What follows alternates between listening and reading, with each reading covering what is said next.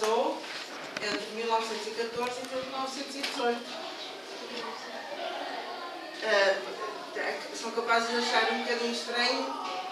Eu não sou assim tão velha, sou um bocado, mas não sou assim tão velha, aparentemente, para ser filha de um combatente. Mas eu vos explico. É assim, o meu pai foi combater em França, em Flandres, como soldado português, mas foi voluntariamente. Ele ofereceu-se como voluntário, alistou-se, e, portanto, era muito jovem quando isso aconteceu. Ele alistou-se, tinha apenas 17 anos.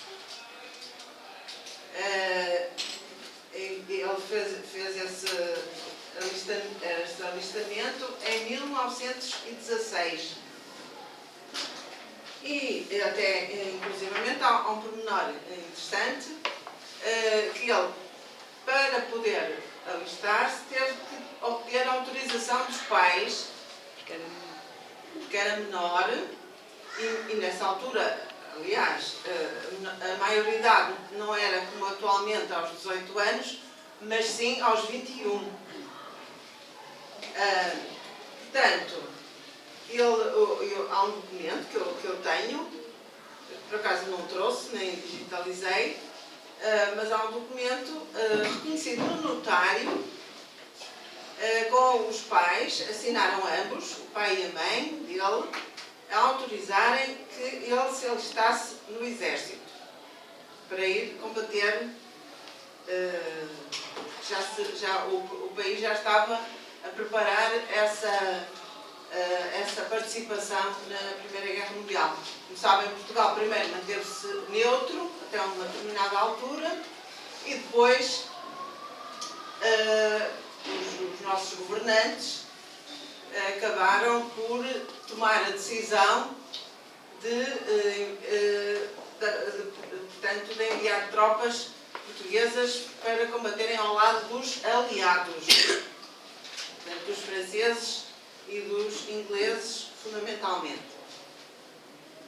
E então, outra razão também de eu ser filha de um combatente da Primeira Guerra Mundial e ainda não ser assim tão velha como poderia ser à primeira vista, é que quando eu nasci, o meu pai já tinha 52 anos.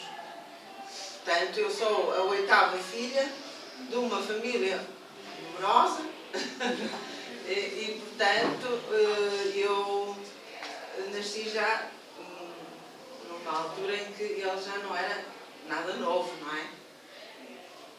Portanto, há esta distância de idades que explica tudo isso.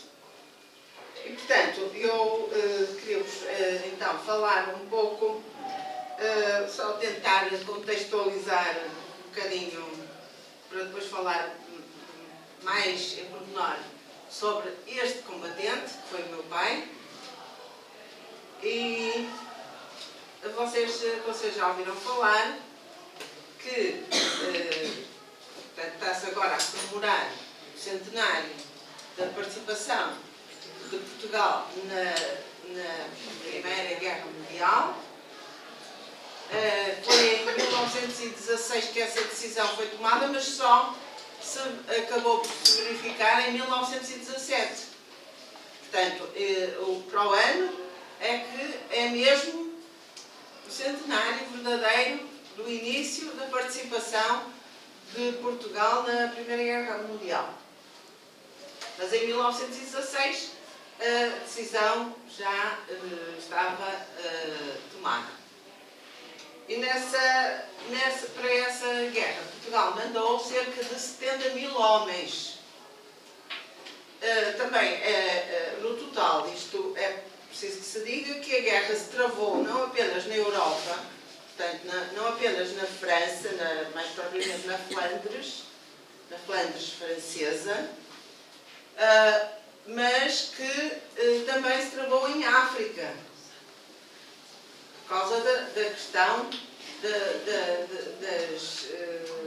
das colónias africanas que os diversos países europeus possuíam e de que não queriam abdicar. E Portugal teve que enviar tropas para Angola e para Moçambique para defender os seus territórios, que na altura pertenciam a Portugal, eram colónias portuguesas, dos ataques dos alemães, que também possuíam colónias naquela região africana e que, portanto, tentavam tomar posse desses territórios. Angola e Moçambique. Angola e Moçambique. E, portanto, para a África, isto já aconteceu em 1914. O envio de tropas portuguesas para a África aconteceu logo em 1914, logo no primeiro ano da guerra. Portanto, depois, em 1916, foi tomada a decisão de enviar tropas para a Flandres, na França. E já agora, na África, em Angola e em Moçambique, as tropas portuguesas foram enviadas em outubro de 1914 e foi num total de cerca de 49 mil combatentes para a África. Já para a França, nós enviamos cerca de 57 mil homens. Estão a ver, para um país tão pequeno como Portugal continental na época era, e para aquela época foram muitos homens que foram enviados para a guerra. Portanto, foi um esforço muito grande que foi exigido a Portugal. E a questão do envio das tropas, principalmente para a França, portanto, para a África, cerca de 49 mil, para a França, 57 mil. Portanto, foi um esforço muito grande para o país e o envio das tropas para a França, para a Flandres, foi decidido de uma forma bastante repentina. Portanto, havia uma grande discussão no país sobre se Portugal havia de participar, se não havia de participar. Quem defendesse a participação, quem fosse contra a participação. Nós vivíamos nessa altura na chamada Primeira República, que foi instaurada em 1910, e, portanto, havia, digamos, democracia, havia liberdade de expressão, liberdade de opinião, as pessoas tinham opiniões diferentes e discutiam-nas livremente, não é? Portanto, havia realmente ideias contrárias. Pronto. Uma vez decidido, houve que preparar as tropas rapidamente. Aquilo foi assim tudo, como se diz, à pressão e talvez com pouco, devido à situação, com pouco cuidado. E então os combatentes portugueses foram daqui muito mal preparados. Portanto, eles iam mal preparados, mal equipados. O país também era um país, como ainda hoje é, um país pobre, não tinha grandes recursos para, enfim, para a participação, para dotar os nossos combatentes dos meios necessários. E eles lá foram, coitados, a maior parte deles foram mobilizados, foram obrigados a ir.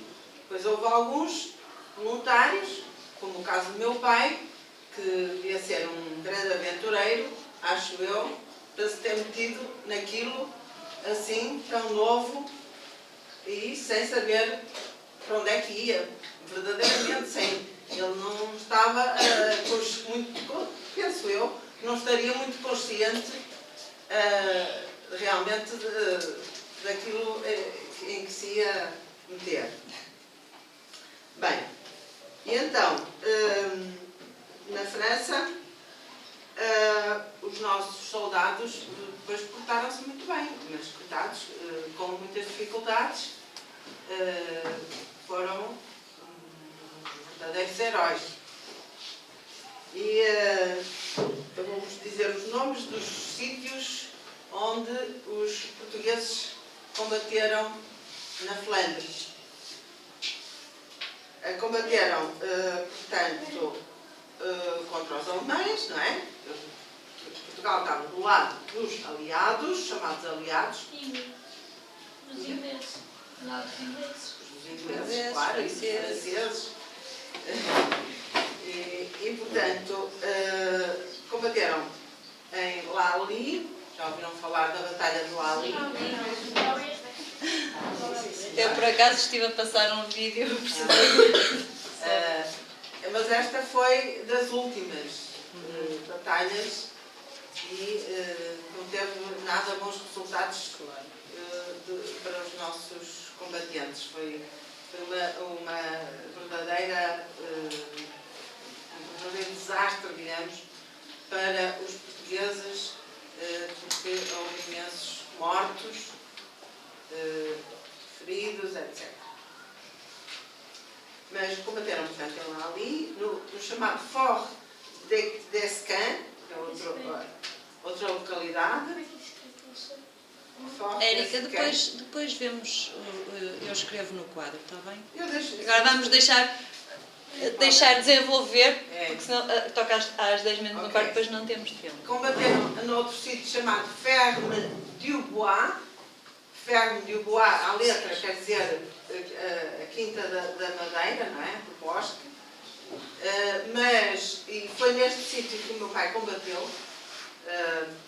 Não combateu só neste sítio, mas foi neste sítio que ele combateu e foi ferido, que ele foi ferido gravemente também nesta guerra.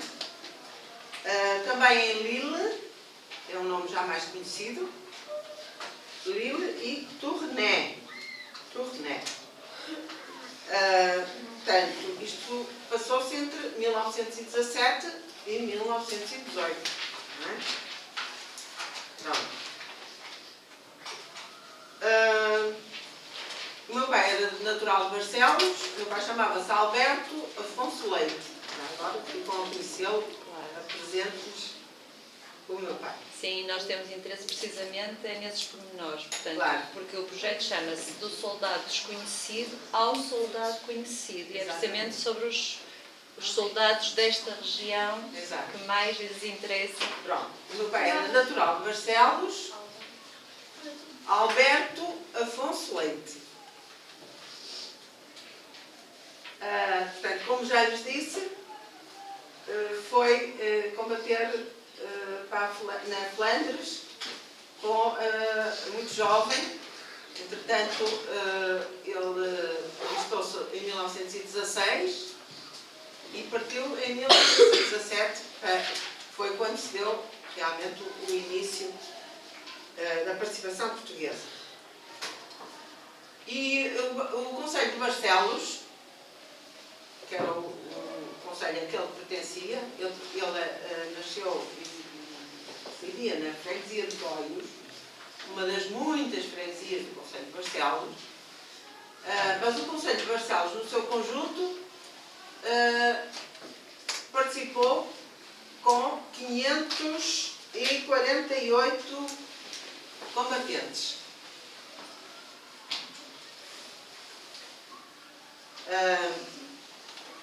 Portanto, agora se fôssemos podíamos ver, se fizéssemos, há estatísticas já publicadas sobre com quantos homens contribuiu cada concelho de Portugal. Portanto, Braga era distrito, portanto, Barcelos é um concelho que pertence ao distrito de Braga, não é? Como sabem. Portanto, ele embarcou para a França, em Lisboa, no dia 22 de abril de 1917. Embarcou em Lisboa. 22 de abril de 1917. 22 de abril de 1917. E na altura era 22 de abril. 22 de abril de 1917. E era, na altura, era a patente dele na tropa, era primeiro cabo. Era primeiro cabo. Sabem que a tropa tem estes postos diversos. Portanto, ele era primeiro cabo da 4ª Brigada de Infantaria 8. Era, portanto, primeiro cabo da 4ª Brigada de Infantaria 8. Agora não é infantaria, agora é cavalaria. Atualmente o quartel de Braga é cavalaria 8. Mas naquela altura, e até há bem poucos anos, era infantaria 8, o quartel de Braga. Primeiro cabo da 4ª Brigada Infantaria 8. de Infantaria 8. E pertencia, já agora, mas não é preciso tanto pormenor. Infantaria 8. E pertencia ao 2º Batalhão, 3ª Companhia. Pois é, isto é assim. Na 2º tropa, Batalhão, sim. 3ª Companhia. Portanto, as tropas portuguesas, e incluindo ele, depois chegavam lá à França e eram instruídas, lá que tinham a instrução específica para aquele combate, para aquela guerra. Eram instruídas em escolas práticas. Eram umas escolas naturalmente improvisadas, não é? Umas escolas práticas onde eles eram treinados e só depois de terminarem esse estágio é que iam então para a frente. Batalha, chamada front, em francês. Iam para o front, como eles diziam. Front. F-R-O-N-T. E então, para terem mesmo o diploma, digamos assim, entre aspas, para irem combater na frente, batalha, tinham que fazer também treino nas trincheiras.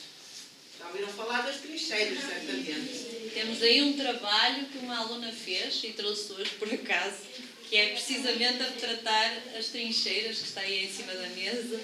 Sim, muito bem. Sim, senhora, eu tinha reparado que estão aqui, tem aqui um livrinho também interessante, certamente, cá está a história de um Sim, combatente. Exatamente, é outra história de um combatente. Sim, senhor.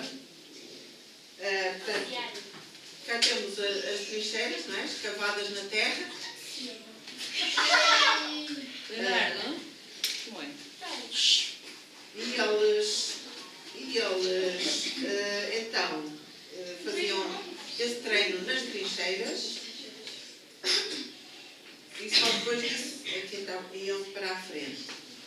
Portanto, o Alberto Afonso Leite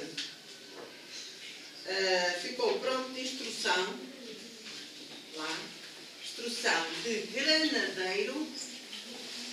Granadeiro era ficou especialista em granadas, não é? Granadas são explosivos, como sabem. Ficou pronto de instrução de granadeiro e do emprego de baionetas. Baionetas eram umas coisas que se punham Baionetas. baionetas. Se punham nas espingardas, no cano das espingardas, uma espécie de umas lanças que eram Sim. inseridas. Sim, exatamente. Que adaptava-se à arma. Lanças que eram enfiadas na espingarda e que depois, quando a luta avançava, quando eles iam cada vez para mais próximo do inimigo, alargavam aquelas baionetas para que ficassem espetadas nos inimigos. Ele, portanto, fez esta instrução no campo de instrução de Marte. M-A-R-T-H-E-S. Marte.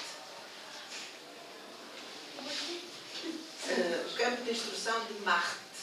M-A-R-T-H-E-S.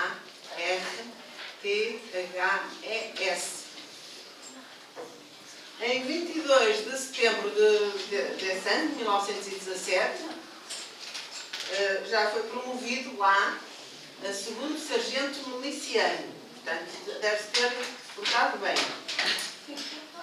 Porque foi logo promovido a segundo sargento miliciano. E ainda era um rapazito. Pronto, como é que era a vida nas trincheiras? Acham que era boa? Era tinha higiene. Exatamente. Ai, não. Eu não É verdade, é verdade. O meu pai também contava isso. Portanto, os portugueses iam integrados no chamado Corpo Expedicionário Português. Era o CEP, Corpo Expedicionário Português. E o Alberto Leite pertencia à primeira divisão do Corpo Expedicionário Português, do CEP. Sim, primeira divisão do CEP. E essa primeira divisão do CEP ficou responsável por um setor das trincheiras, precisamente, que era, ocupava os chamados subsetores. Era um setor que depois estava subdividido em subsetores e ocupava então os subsetores de Verne-du-Bois, que é o nome que eu já disse há bocado, Neuve-Chapelle, Fauquissart